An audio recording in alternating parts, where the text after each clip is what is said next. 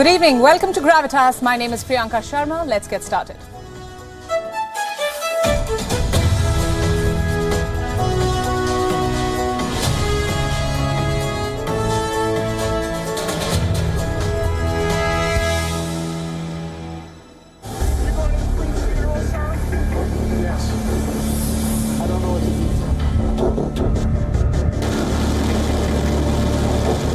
U.S. forces defend the island. Yes.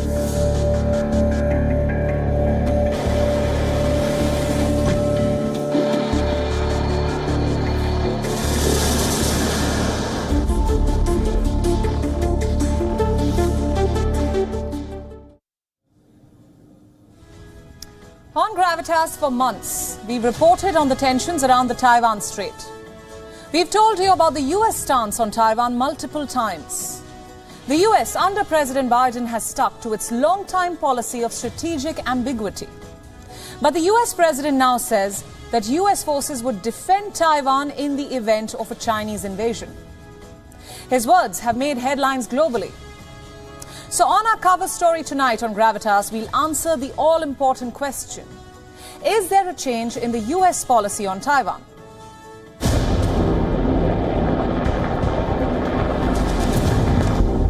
Are you willing to get involved militarily to defend Taiwan if it comes to that?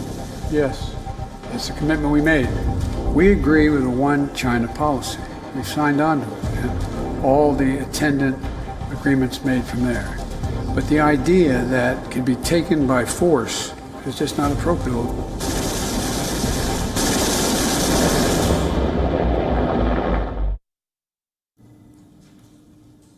Do you remember those words? Those remarks from the U.S. president created a diplomatic firestorm. Guess what? Joe Biden has done it yet again. He says if China attacks Taiwan, the U.S. will come to the island's defense. Listen in. But would U.S. forces defend the island? Yes, if in fact there was an unprecedented attack. So unlike Ukraine, to be clear, sir, U.S. forces, U.S. men and women, would defend Taiwan in the event of a Chinese invasion? Yes. No ambiguity whatsoever. The U.S. will come to Taiwan's defense. For those keeping account, Biden has now made the same commitment to defend Taiwan twice.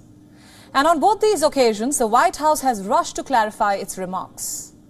But is anyone really buying those statements? More importantly, is Beijing convinced? We'll try and answer that. As Biden handed China another opportunity to challenge Taiwan militarily, in the next few minutes, we'll tell you about the fallout. We first begin with the latest. Biden's comments were part of an interview with an American broadcaster. Almost immediately after it came out, reporters reached out to the White House. They wanted a clarification. They wanted to know if the U.S. policy had changed. The White House, however, stuck to the old script. The U.S. policy has not changed, they said. Allow me to quote. The president has said this before, including in Tokyo earlier this year. He also made it quite clear that our Taiwan policy has not changed. That remains true. So what policy was the White House talking about? Strategic ambiguity. What is that all about? Let me explain now. For years, the U.S. has walked a diplomatic tightrope over Taiwan. Americans shied away from choosing one side. To China, they promise to adhere to the one China policy. The policy that declares Taiwan is actually a part of China. The U.S. signed on to this in the year 1979 when it snapped all formal ties with Taipei in favor of Beijing. But Washington never really abandoned Taiwan completely. It passed the Taiwan's Relations Act in the same year, that is 1979.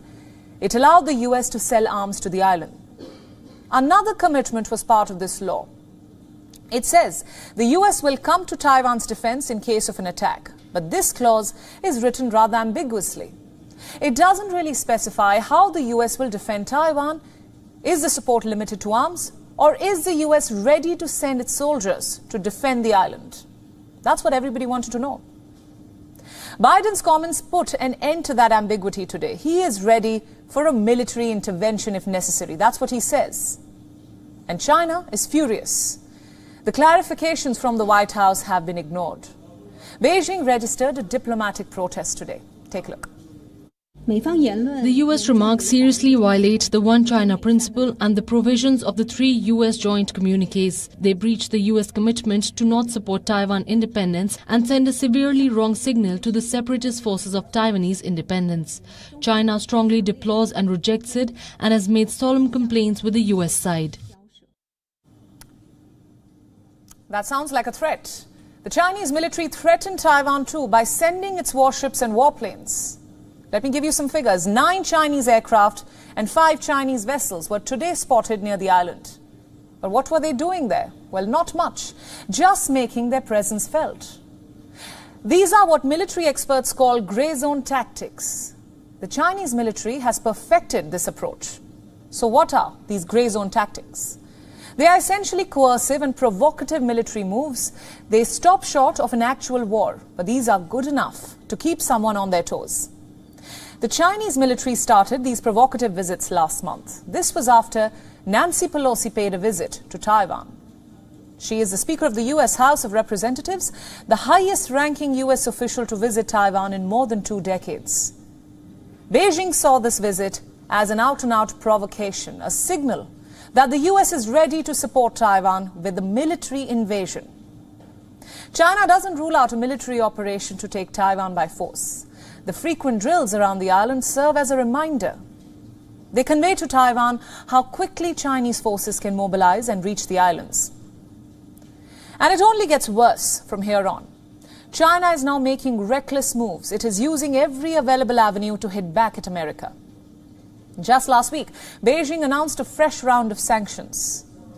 They target America's defense sector in particular.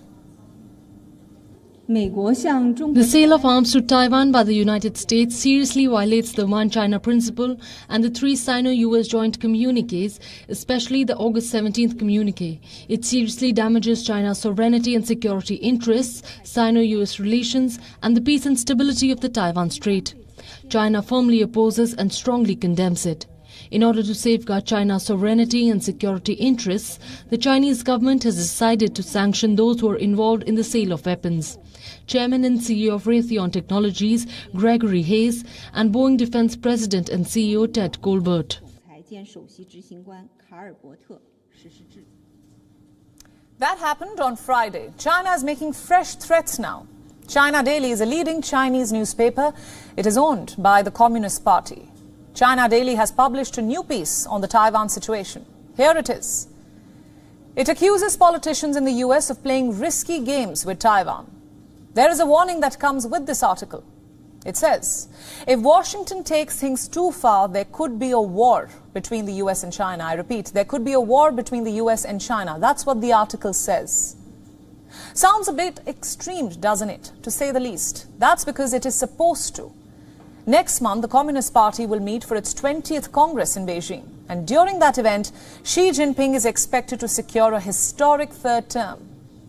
The extension will put him on par with Mao Zedong, the father of modern-day China. Now just think about this. Just before this historic moment, would Xi like to appear weak on the issue of Taiwan? Certainly not. But Xi Jinping's belligerence is now putting China on the path towards a dangerous escalation, where even one mistake can prove to be very costly. Moving on to our next story. It comes from Iran. It is arguably one of the most difficult places to live for women. Whether it's their attire, their education, their lifestyle, everything is heavily controlled by the state, which is why this next video may come as a surprise to many. Take a look.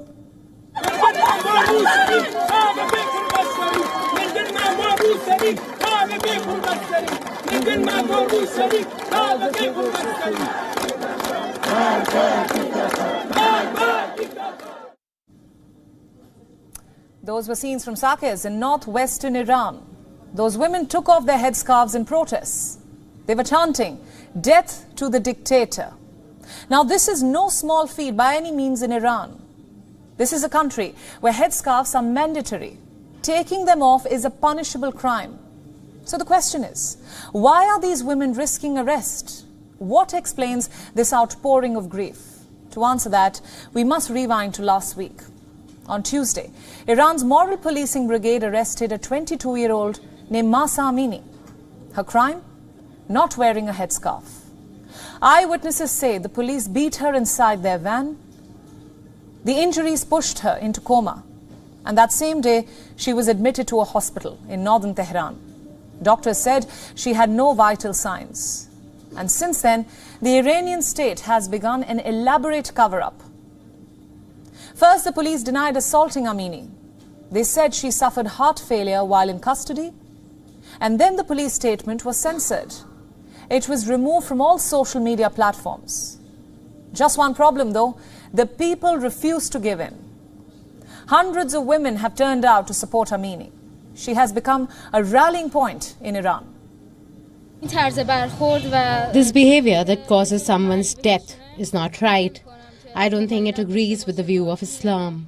My voice trembled when I heard this news because this has happened to me more than once. I was thinking that if this happened to me, how would my parents feel? Now, let's be frank, this campaign isn't exactly new. Iranian women have consistently demanded to abolish the hijab law. But last week's events were a turning point. The anger is finally boiling over. Not everyone can hit the streets in protests. So a lot of Iranian women are protesting online. They have started a new trend. Take a look.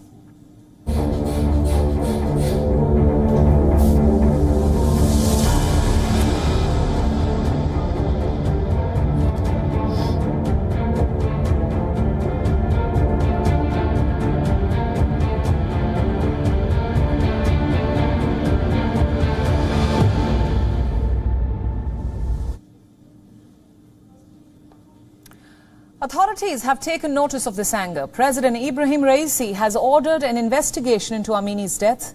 But looking at his track record, justice is unlikely, unfortunately. Raisi happens to be a vocal critic of the campaign against headscarves. He recently called it the corruption of Islamic society. Plus, right now, his priorities seem different. Let's tell you about them. Raisi is heading to New York. He will address the United Nations General Assembly later this week. And in New York, Raisi's priority is clear: to urge the international community to lift the sanctions on Iran, which brings us, of course, to the cause of those sanctions, the Iran nuclear deal. Twice this year, we thought a deal was close, first in March and then again last month. Yet, on both those occasions, nothing happened. The nuclear deal continues to be on life support. President Raisi was asked about the negotiations recently, and listen in to his reply. If it's a good deal and a fair deal, we would be serious about reaching an agreement. It needs to be lasting. There need to be guarantees. That's what Raisi wants and says. The president has two major demands from these talks. Number one, guarantees. In 2018, then US President Donald Trump withdrew from the nuclear deal. No consultations, no warnings. Trump pulled out unilaterally. Iran wants to make sure that that does not happen again. This time around, it wants legal promises or guarantees that the US will not unilaterally leave the deal. But the problem is Biden cannot do that. You see, the Iran nuclear deal is a political understanding. It is not a treaty or a convention. So technically, Biden cannot give a legal assurance. If his successor wants to leave the deal, he or she is free to do so. And if it's a Republican, chances are they will. Let's now tell you about demand number two. The UN atomic watchdog must drop all new investigations. Earlier this year, they found traces of uranium at undeclared sites. So naturally, they wanted to investigate. But Iran has refused to cooperate. They say all new investigations must be cancelled and only those permitted under the 2015 deal can now continue. Again, do you see the problem here? Biden cannot guarantee that. The UN atomic watchdog does not answer to the United States. It is up to them to begin or wind up investigations. So right now, things have reached a complete stalemate. And you can't blame either side. Because the fact is, Iran never abandoned the 2015 nuclear deal in the first place. That would be the Americans. So they are perfectly justified in seeking promises. Having said that, Biden's hands are tied. He cannot predict or promise what his successor will do. In such negotiations, both sides often need a nudge, so to speak, something to loosen up their tight demands. For Biden, perhaps oil prices could be the answer. Let's assume crude prices continue to rise. What options does Biden have? OPEC countries have refused to increase output, so Biden will now have to look for new sources. And that's where Iran comes into the picture. Their total capacity is almost 3.8 million barrels per day. If the sanctions are lifted, that oil could flow into the global market.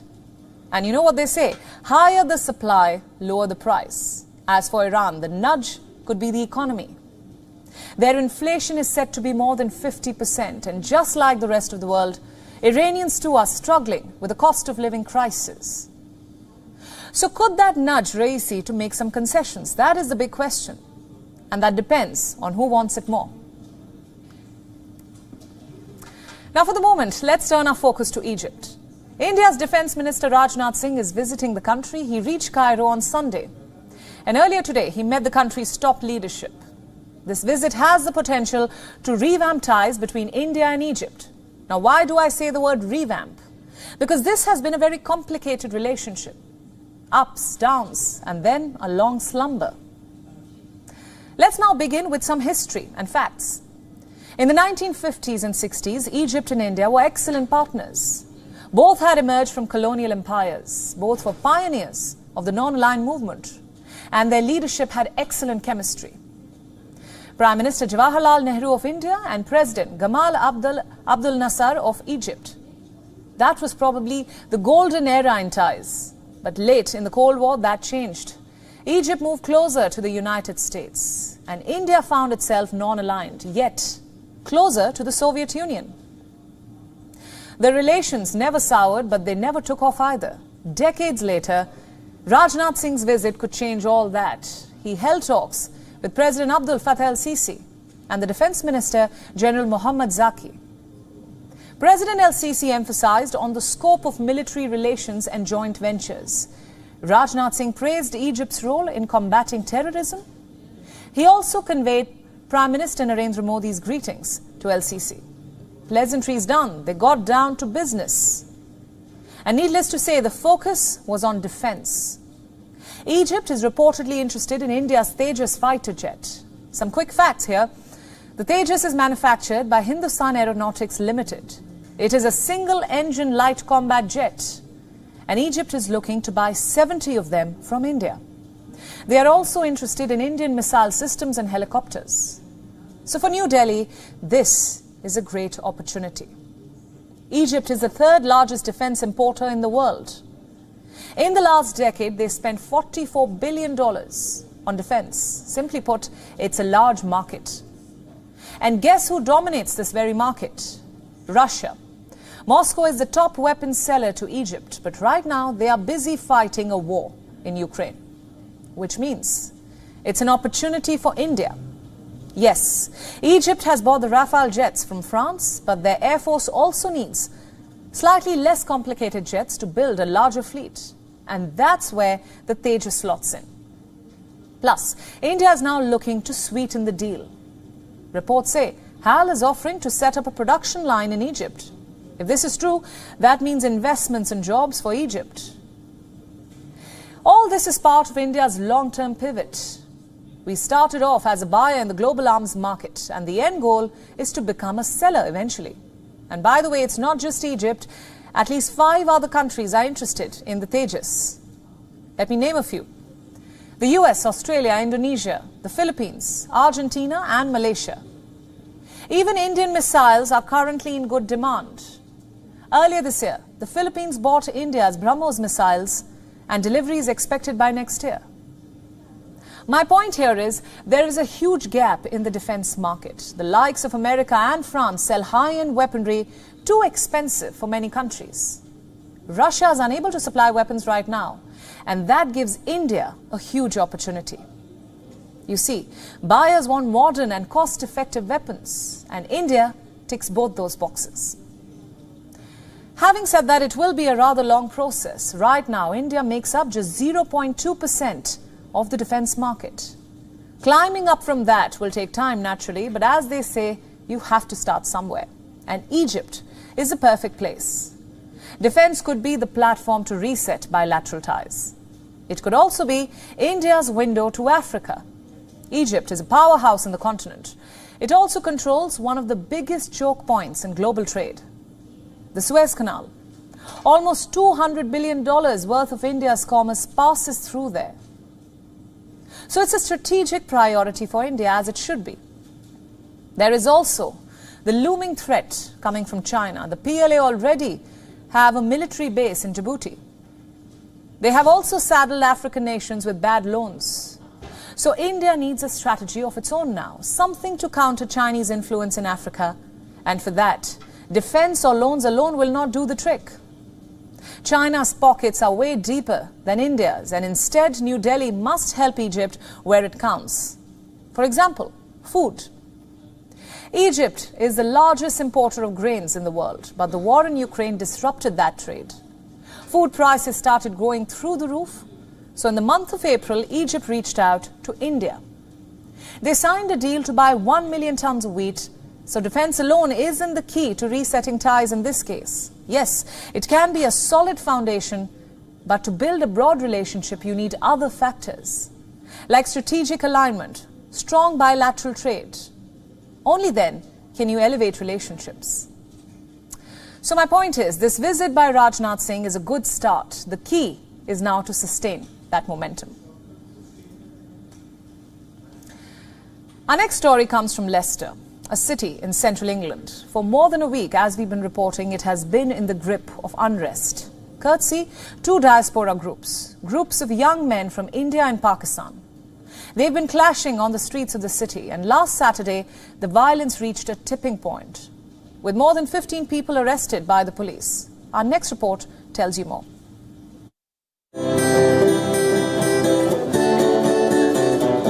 This is Leicester, a city in England's East Midlands region, famous for its culturally diverse population. As you can see, look, they're throwing glass at us. But these images paint a very different picture of the city. What you see are two opposing groups clashing in Leicester. Wow, nearly got the police officer on the head. They consist of young men from India and Pakistan. For more than a week now, they've been clashing on the streets. These clashes follow a spate of violence which erupted last month. So what were the clashes about? A cricket match. Did you get away? Did you try to run everyone over? On the 28th of August, India defeated Pakistan at the 2022 Asia Cup. Within hours, there were clashes in Belgrade, a suburb in eastern Leicester. Hundreds of cricket fans clashed on the streets, throwing punches at each other. 3 weeks on, the tournament is long over, but the violence hasn't died down. It keeps resurfacing every now and then. Last Saturday, it reached a tipping point.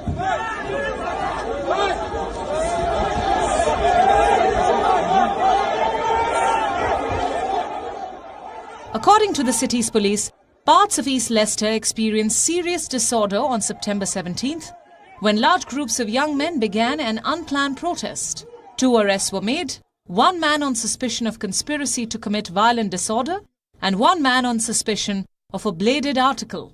They remain in police custody. Breaking the peace.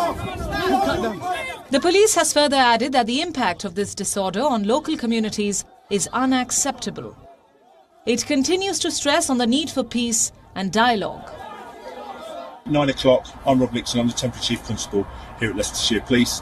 We've had numerous reports of an outbreak of disorder in parts of the East Leicester area of the city. We have got officers there. We are taking control of that situation. There are additional officers that are en route, and dispersal powers and stop search powers have been authorised. Please do not get involved. We are calling for calm.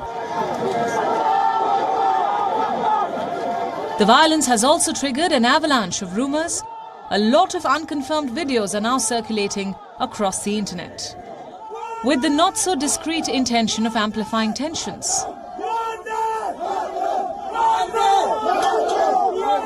The police say these videos are being investigated and have asked people to avoid sharing them. They've also arrested more than 15 people and are questioning them about their intentions.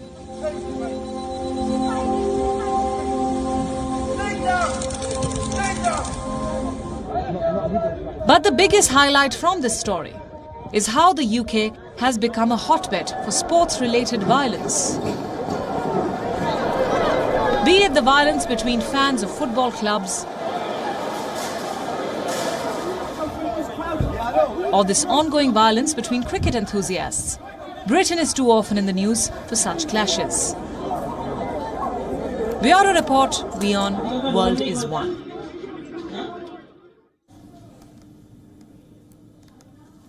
And now moving on to the story which the world has been watching and tracking for days. This afternoon, Queen Elizabeth began her final journey to Windsor. She is being buried at St. George's Memorial in Windsor Castle, where at least 10 other monarchs lie buried. It was a state-of-the-art funeral, to say the least, with hundreds of world dignitaries in attendance. Here's a report. It was a final goodbye to Britain's longest-serving monarch, Queen Elizabeth II.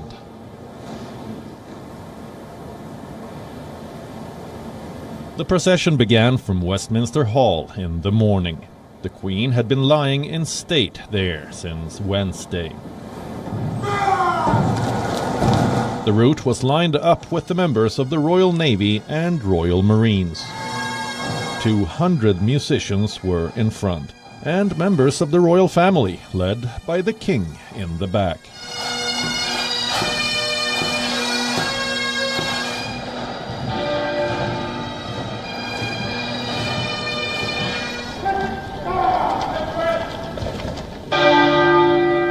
Chimes of the Big Ben marked the start of the state funeral. It was a majestic tribute to the Queen for her 7 decades of service.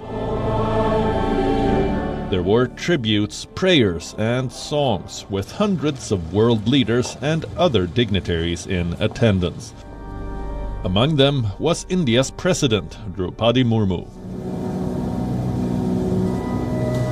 British Prime Minister Liz Truss gave a reading at the ceremony.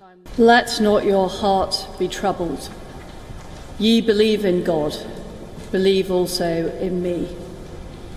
In my Father's house are many mansions. If it were not so, I would have told you. I go to prepare a place for you. And if I go and prepare a place for you, I will come again and receive you unto myself.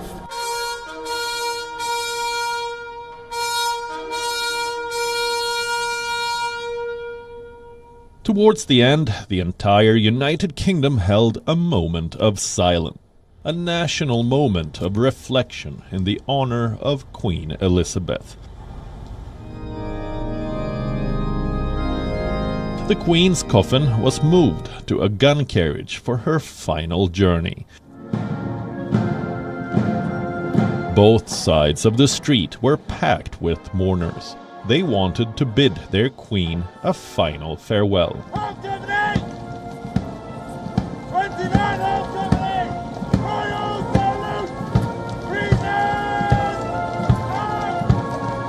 I just feel like she's one of the main female people that we can look up to. We don't have a lot of female role models, which I thought was really important for my daughter to come, and I just thought it's a moment in history. She's just magnificent. She's done such an impeccable reign with such dignity, such respect. She's never had any scandal against her, and she deserves the respect. She's our queen. She is the UK.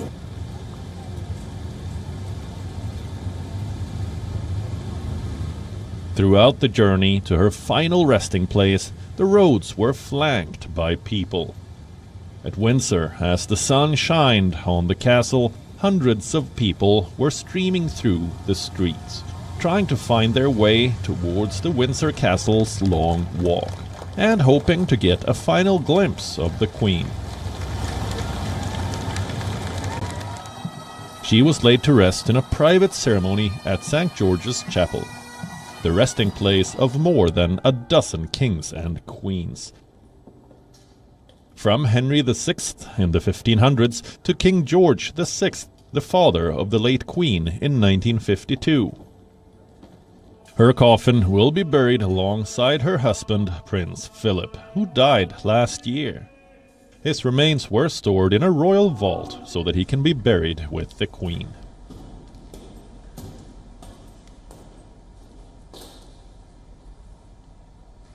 Bureau Report, WION, World is One.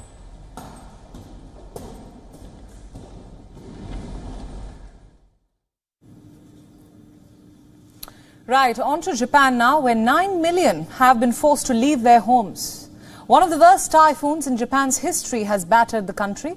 Super typhoon Nanmadol made a landfall yesterday. It hammered Kyushu, and this is one of the 4 main islands of Japan. Southwest Japan has been pounded by heavy rains and strong winds. The weather has raised the risk of destructive landslides. Take a look.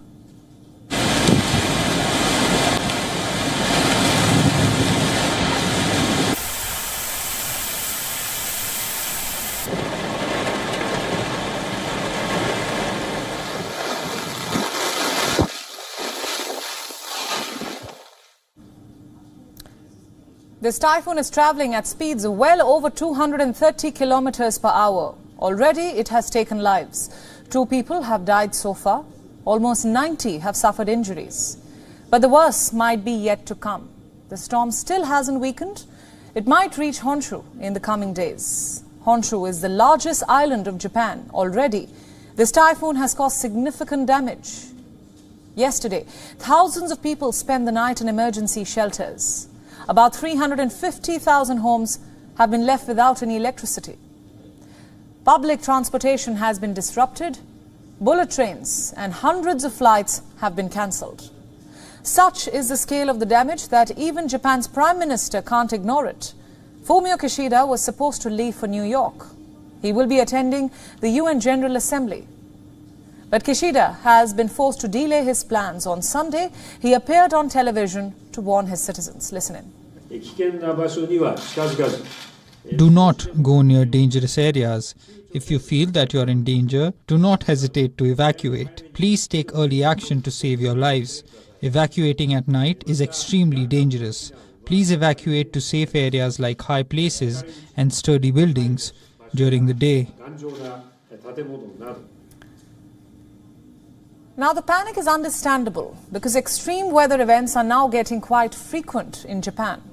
I have some numbers with me to show you. Nanmadol is Japan's 14th typhoon this year. You heard that right. This is Japan's 14th typhoon this year. It is also the 5th strongest storm to hit Japan since they started keeping records. Recent storms and freak weather events have caused significant damage to the country. In 2019, Typhoon Hagibis had hit Japan. The country was hosting the Rugby World Cup then, and more than 100 people had died back then.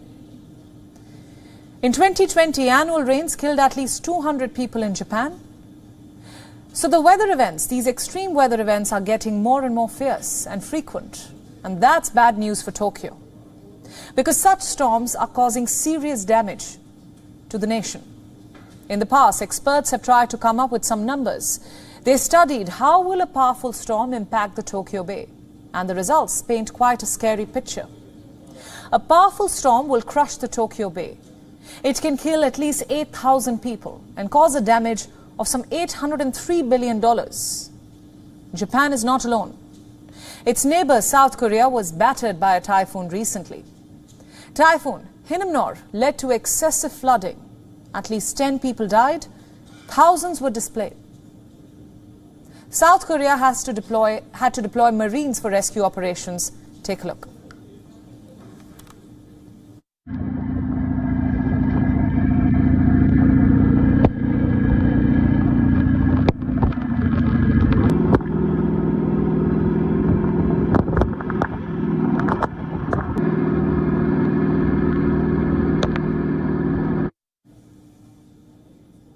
Looks like they were crossing a river, doesn't it? But this is the city of Pohang in South Korea. It was completely flooded.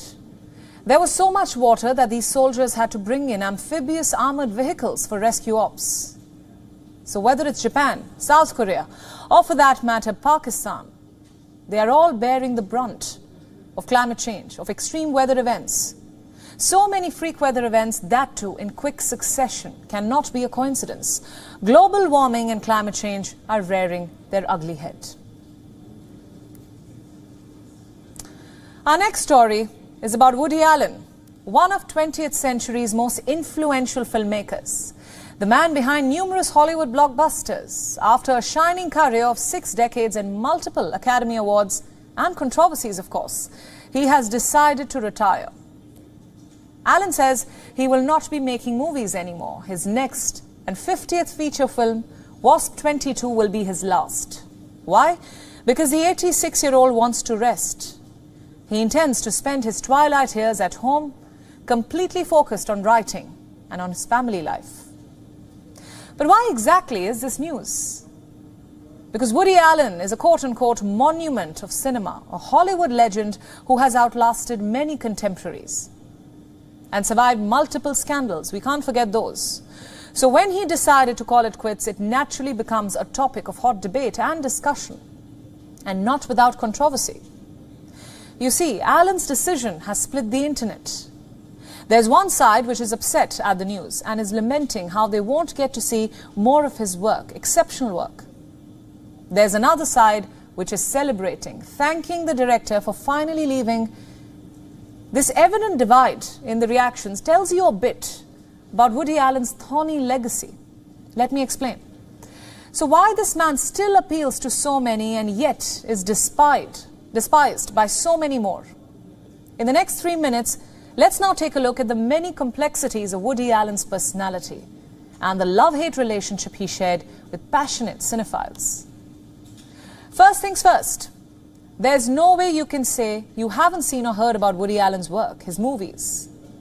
He is the man behind many iconic films like Midnight in Paris, To Rome with Love, Love and Death, Annie Hall, and of course Manhattan. All outstanding pieces of cinema, testimony to his professionalism. At the same time, Allen's personal life is equally intriguing. It is fraught with accusations of sexual misconduct and misdemeanor.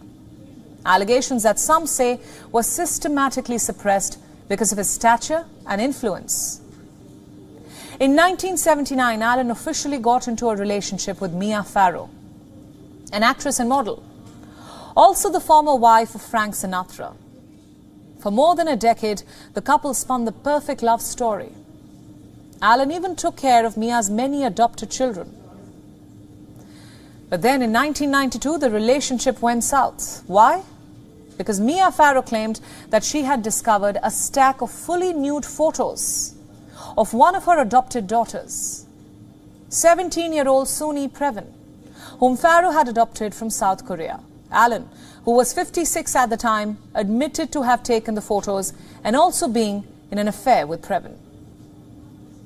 But then he also defended his decision by saying, and I quote, "I am not Suni's father or stepfather. I've never even lived with Mia. I've never in my entire life slept at Mia's apartment, and I never even used to go over there. I was not a father to her adopted kids in any sense of the word." Now, what the statement basically meant was that Allen saw nothing wrong in this relationship. Farrow's daughter herself clarified that she never treated Allen as a father figure. So the controversy died down right there. But then Mia Farrow's accusations didn't stop there. A few months later, she accused Allen of assaulting another of her daughters, 7-year-old Dylan Farrow. The latter confirmed her mother's statement, going as far as to give a chilling account of what she allegedly went through. This time, the filmmaker denied the allegations and denounced them as a revenge tactic of his ex-companion. A trial followed. Woody Allen was acquitted because there was no tangible evidence, but despite this clean chit by the court, the charges left an indelible mark on Woody Allen's career. They kept resurfacing with every new film he made or every new award that he won. Even now, when he's decided to retire, the same stories are floating.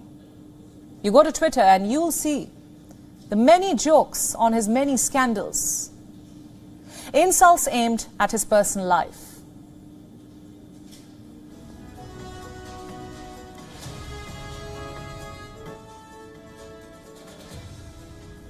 So what does this tell you? That despite an illustrious career, Woody Allen's reputation is still overshadowed by his many scandals.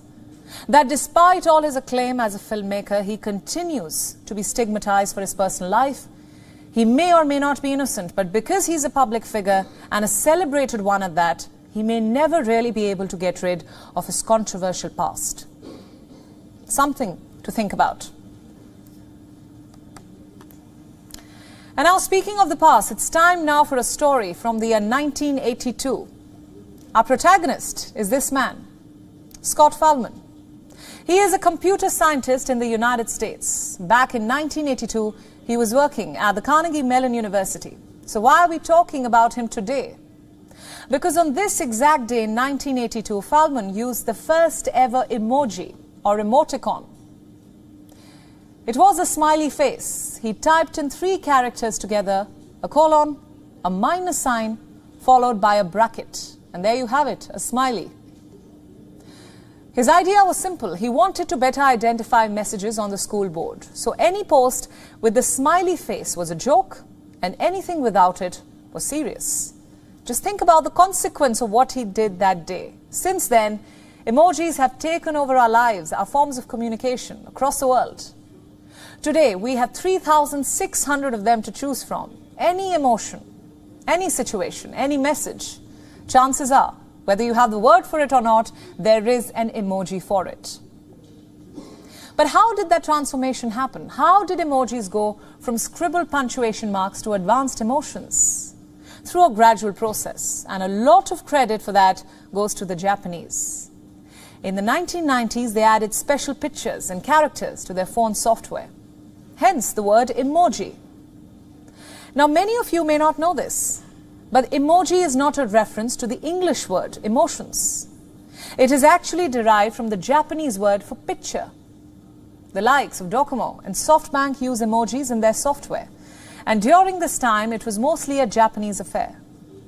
Outside Japan, they took time to catch on. It was only in the late 2000s that Western tech companies harnessed this trend. Started with Apple and Google, of course. In 2010, they attempted to standardize emojis. Later in 2011, Apple released their first emoji keyboard outside Japan. And the rest, as they say, is history. The last decade saw the emergence of thousands of new varieties. They don't just cover emotions, they cover situations, countries, and now even food. Looking back, why do you think emojis caught on so well? One reason was the type of conversations. The internet made remote chats easy, accessible, perhaps too easy. You could talk to people anywhere in the world, anytime you wanted. But there was a downside to these conversations. You couldn't see the person's face. You couldn't see their body language, their expression, or their tone. Let me now give you an example. Consider the simple word, okay. It can be said in so many ways. There's a happy okay, there's a resigned okay, there's a disgruntled okay, and of course, there's a disinterested okay. But on social media, it's all the same when you can't see the person. All you can read is the word okay, and that's where the emoji came in. With one emoji, you could change the meaning of words. That one character said more than the entire sentence. So naturally, people liked them. Even dictionaries celebrated them. In 2015, the Oxford Dictionary selected an emoji as its word of the year. The one with a smiling face and tears. So if you think about it, that emoji says a lot. You aren't just smiling, you are laughing so much that you have tears in your eyes. Good luck expressing that in words. As we celebrate 40 years of emojis, we must also think about the road ahead. Where do emojis go from here? We can think of 2 areas of improvement. Number 1 is diversity and inclusiveness. To be fair, tech companies are already doing this. You have emojis for different races. You have, of course, the pregnant man emoji, the same-sex couple emoji, but there is always scope for more improvement. A 2021 poll studied 7,000 emoji users. 83% of them wanted it to be more inclusive as a platform. For example, disabled people. There are hardly any emojis available for the disabled community. They want more helping objects to be added, like wheelchairs or walking sticks or hearing aids. Some of them have made it to the database, but surely more needs to be done. Another example would be food and clothes. Your phone may have a burger or pizza emoji, but my question is, does it have your indigenous cuisine? Chances are it doesn't. Same with clothes and hairstyles. Western attires are the staple in most smartphones. The second improvement should be adaptability. Again, let's give you an example. When was the last time you used emojis in an official conversation? I mean, not with your friends, but proper official chats. Not the friendly ones in your office groups. Chances are you haven't. Perhaps the rare thumbs up here or there, but beyond that, emojis are rarely used in official formal conversations. Now that needs to change now. Communication tools must adapt to all kinds of conversations. Funny, serious, official, emotional. It must be able to cover the whole spectrum. If not, people will surely move on to other options, and quickly. Today you have stickers and GIFs competing with emojis. They haven't taken over yet, but in the next 40 years, who knows? The fact is, emojis have evolved beyond just a character. They are now tools of progress. They are symbols of diversity and inclusion. If they keep evolving, emojis could soon become a cornerstone of modern-day conversations and communication. If not, they could be wiped out. I know it sounds impossible right now, but consider this. 40 years may seem like a long time to us, but human communication is nearly 32,000 years old. In this time, many tools have emerged and disappeared. So I'll leave you with this thought. The key to enduring is evolution. And now let's tell you what else made news around the world. Time now for Gravitas Global Headlines.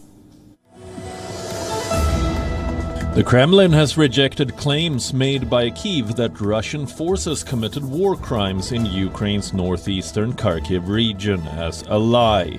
Meanwhile, Kyiv accuses Russia of attacking Ukraine's second-largest nuclear plant in the south of the war-scarred country.